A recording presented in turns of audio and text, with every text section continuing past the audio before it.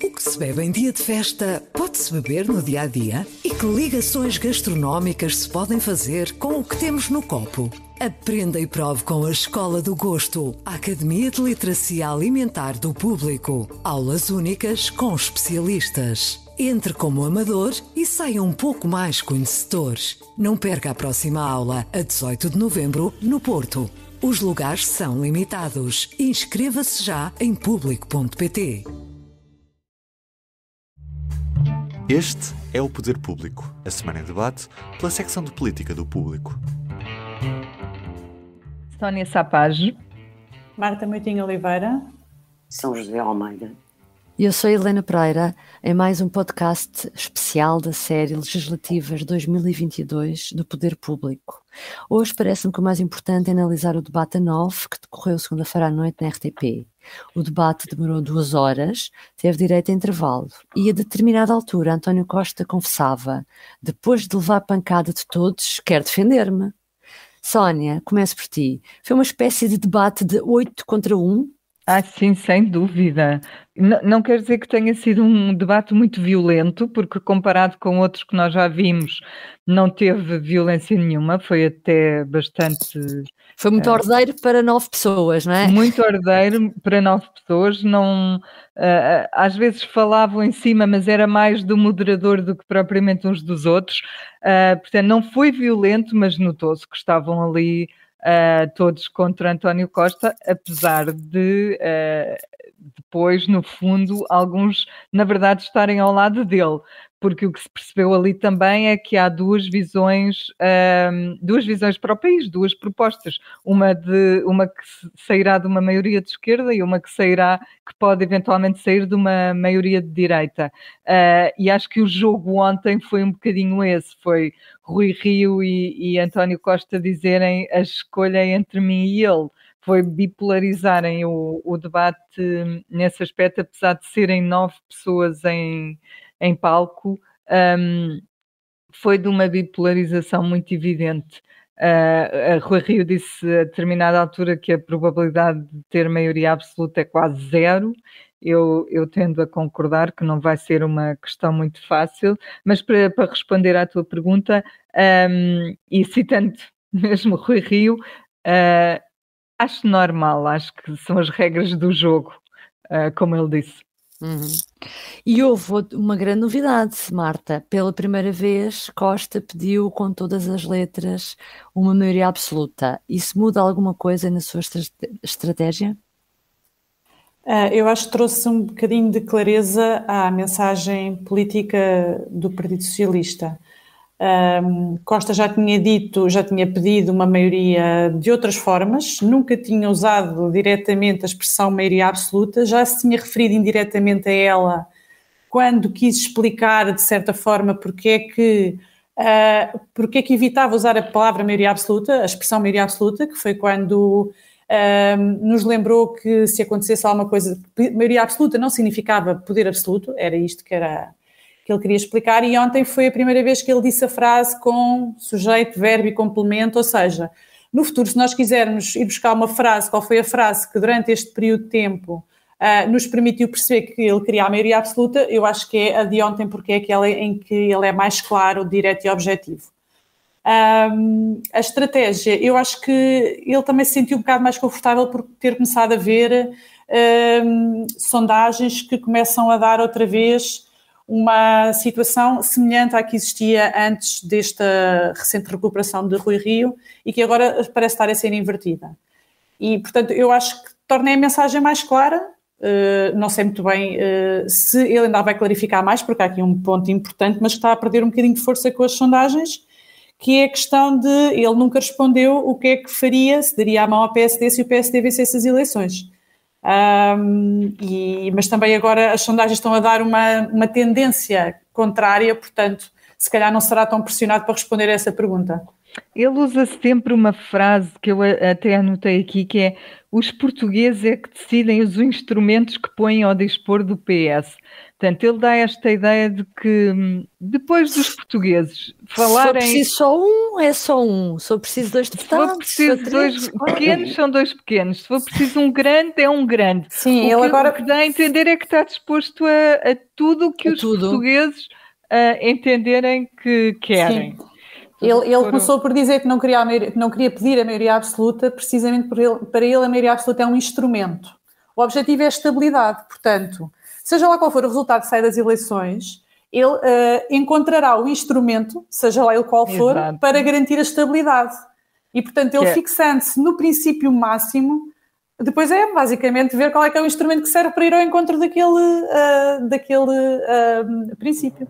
Agora, eu por acaso achei que esse momento ia marcar muito mais o debate. O facto de ele pedir ali a maioria absoluta, ter sido tão claro, achei que ia provocar nos outros intervenientes, uma ação mais... Eu achei que era já tão óbvio, só faltava mesmo ele dizer. Pois, e toda a gente ficou como... pronto, está bem. Só faltava normalmente... dizer. Eu acho que ele andou a ensaiar em casa, como dizer. O melhor momento. Também foi muito provocado a isso. Tem medo de dizer, então diga lá. Sim. São José, mas no debate, depois a tensão à esquerda, parece-me que se agravou. Eu fico com uma dúvida: se o PS ganhar com maioria relativa e não forem suficientes os deputados do PAN, as sondagens, aliás, dizem que o PAN vai eleger menos, ou poderá eleger menos, do que 2019. E não for suficiente então os deputados do PAN e eventualmente um do LIVRE, que terá hipóteses de eleger, haverá condições para o PS negociar com o PCP e Bloco, porque eles estão a ser muito duros uns com os outros na campanha. O que é que te parece? Em 2015 foram duros uns com os outros na campanha e depois assinaram acordos. Eu acho que isso vai tudo depender do resultado das eleições. Se António Costa não tiver condições de negociar preferencialmente com o PAN e com o LIVRE, será obrigatoriamente que voltar a tentar negociar com o PCP ou com o BE ou entender-se com o PSD. Portanto, eu acho que não é impossível que volte a haver negociações com o PC e com o BE. Pode até não haver neste orçamento já, e haver em futuros orçamentos. Não me parece que eu também acho, quando ele diz a questão de diploma a diploma, que foi o que fez nos últimos 2 anos, no fundo, e que não correu bem, o que ele está a dizer, no fundo, é isso, São José, é que vai... Aliás, nós aqui já há mais de um mês fizemos uma notícia, precisamente, a dizer, uma notícia que eu fiz, conversando com dirigentes do PS, precisamente a dizer que ele iria governar a Guterres. Pronto. E ele, no fundo, está agora a assumir aquilo que é as evidências e que tem sido o que aconteceu. É muito difícil o PS ter maioria absoluta. Está a tentar fazê-lo, mas mesmo que o PS tenha maioria absoluta, eu acredito que Costa vá fazer negociações pontuais, por exemplo, em questões em que são tão estruturantes, em que ele só lhes pode mexer, só os pode fazer, com o PSD. E, portanto, penso que não há nem caminhos fechados, nem com nem sem maioria absoluta, e que neste momento estamos todos em campanha e, portanto, estão todos a fazer os seus esforços para ter bons resultados, os melhores resultados possíveis. Mas olha, houve ali ver se há, diz. Houve ali duas coisas que também me sobressaíram do debate ontem, que eu ainda não tinha noção de que eram assim tão claras. Uma talvez tivesse já. A primeira é que nem o CDS aceitará entrar num governo viabilizado, ou não é entrar num governo, é viabilizar um governo em que o PAN também participe, nem o PAN permitirá que aconteça o contrário. Ou seja, eles os dois ontem, tanto a Inês Sousa Real como o Francisco Rodrigues dos Santos deixaram-se mostrar que é incompatível os dois partidos juntos num governo. Sónia, eu acho muito difícil. Acho talvez a hipótese mais difícil de todas. Tão difícil como o PS fazer um acordo de governo com o PCP e com o BE. Acho muito difícil um acordo de governo com o PAN. Mas não, o PS diz que não faz acordos em que dê lugares de ministros a ninguém. Acordos de eu, neste caso, estava-me a referir mais do lado da direita. Sim, mas em que mesmo o PS, que pode ter negociações parlamentares com o PAN para aprovar orçamentos, não fará mais que isso. Tu lembra-te de uma coisa, o PS é o único partido com representação realmente nacional, que elege em todos os círculos, ok? E, portanto, elege em todo o mundo rural. Há um discurso do PAN que irrita profundamente o mundo rural. Sim, hoje, aliás, vimos isso com aliás, era isso que eu ia falar. O Manel Alegre veio dizer isso claramente, não é? E já tinha vindo a Confederação dos Agricultores. Pronto, sim.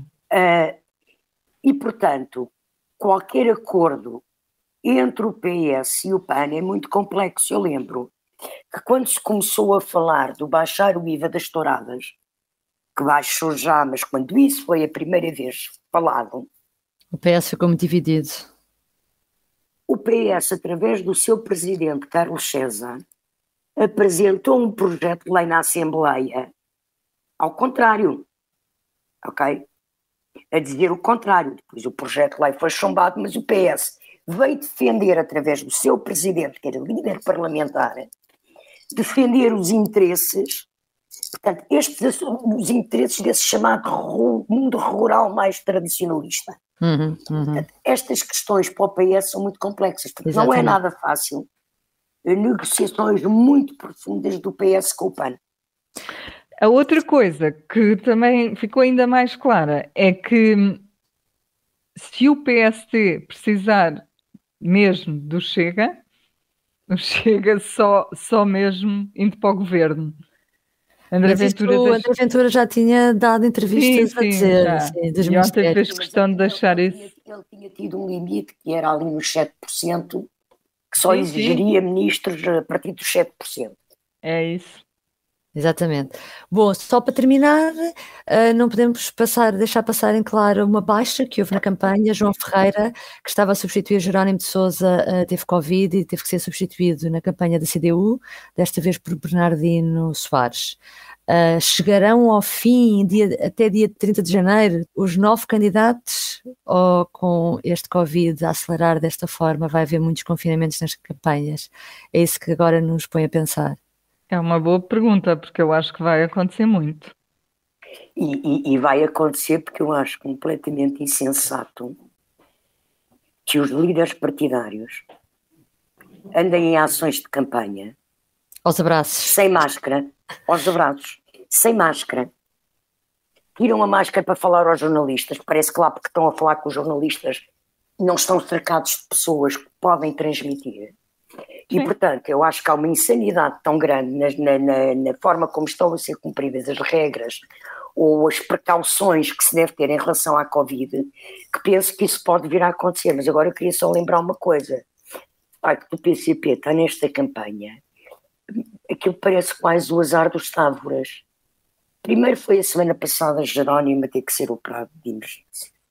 Agora é João Ferreira que tem Covid, fica o João Oliveira sozinho. Me foram buscar o Bernardino. O Bernardino não foram buscar, o Bernardino explicou já hoje. Que já estava lá. Estava lá, porque é mandatário da candidatura em Lisboa. É verdade. E como aquilo é em Lisboa, ele estava lá e então assumiu a liderança da ação. Pronto. Ok.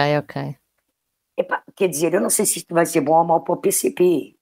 Se o azar dos távoras até leva as pessoas a sentirem solidariedade. Alguma empatia. E ganhem votos. Agora que de facto isto preocupa, porque nós estamos a meio da primeira semana de campanha.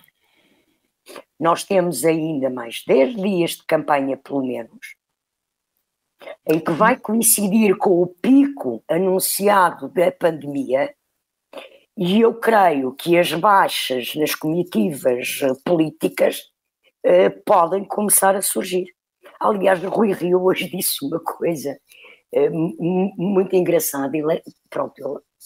Esta foi mesmo engraçada, não foi uma agressão. Esta teve graça, ok. Esta teve graça. O humor está a dominar a campanha. Que é quando me perguntam se o senhor não está a cumprir as regras, já viu como é que está, que isto, tem medo da Covid, não tem medo de apanhar Covid. O que é que faz se apanhar Covid? Não sei o que ele diz. Se eu apanhar Covid, fico confinado em casa. Nós lá no PSD também temos vilões para os jovens, o que é que decido? Quem é que faz a campanha, mas nós lá no PSD também temos vilões para me substituir se for preciso. Pronto, eu acho isto tem graça, mas isto é de uma completa improvidência. Um líder do segundo maior partido dizer que pode ficar confinado, apanhar Covid e ficar confinado. Sim, eu estava à espera que tivessem mais cuidado nesta campanha. Sim. Quer dizer estamos a relativizar completamente. É verdade. O risco que existe das pessoas apanharem Lá Covid. está, brincar com coisas sérias. Resta ver se desta semana para a próxima se vai notar uma diferença de atitude, não é? Atendendo a que já tivemos um candidato, substituto de um candidato que apanha Covid e estamos no 3º dia, a ver se aprende alguma coisa. Exatamente. Pois. Vamos ver, estaremos cá para acompanhar. Sim. Bom, até amanhã. Até amanhã. Até amanhã.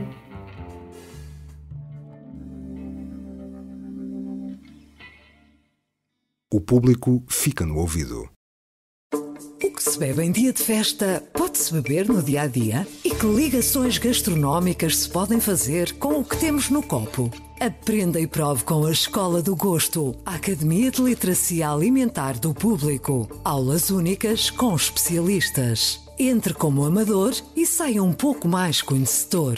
Não perca a próxima aula, a 18 de novembro, no Porto.